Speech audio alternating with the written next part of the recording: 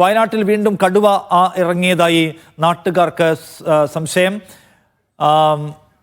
കുറുക്കൻമൂലയിൽ വളർത്തുനായെ ആക്രമിച്ചു. ഇന്നലെ രാത്രിയാണ് ജനവാസ മേഖലയിൽ കടുവ ഇറങ്ങിയെന്ന് പ്രദേശവാസികൾ പറയുന്നു. ടി അനീസ് അലി കൂടുതൽ വിവരങ്ങളുമായി വയനാട്ടിൽ നിന്ന്. അനീസ് അലി, എന്താണ് നാട്ടുകാർ പറയുന്നത്? പ്രദേശവാസികൾ പറയുന്നത് ഇന്നലെ വൈകുന്നേരത്തോടു കൂടി രാത്രി കടുവ ഒരു നായയെ പിടിച്ചു എന്നാണ് പറയുന്നത്. നായയെ പിടിച്ചിട്ടുണ്ട്, വന്യമൃഗമാണ് എന്ന് സ്ഥിരീകരിച്ചിട്ടുമുണ്ട്. പക്ഷെ അത് പുലിയാണോ കടുവയാണോ അതല്ലെങ്കിൽ മറ്റെന്തെങ്കിലും ആണോ എന്ന കാര്യത്തിൽ വനംവകുപ്പിന്റെ ഒരു സ്ഥിരീകരണം വന്നിട്ടില്ല. കുറുക്കൻമൂല നേരത്തെ കഴിഞ്ഞ 2 വർഷം മുമ്പ് നമ്മൾ വലിയ തരത്തിൽ വാർത്തകൾ ഉണ്ടായതാണ്. ദിവസങ്ങളോളം, 1 മാസത്തോളം നീണ്ട വന്യമൃഗശല്യം രൂക്ഷമായിരുന്നു. അതിനുശേഷമാണ് കടുവ ഭീതി അവിടെ നിന്ന് ഒഴിഞ്ഞത്.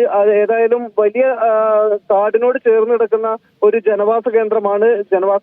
അതോടൊപ്പം തന്നെ കാട് അതിർത്തി പങ്കിടുന്ന പ്രദേശവുമാണ്.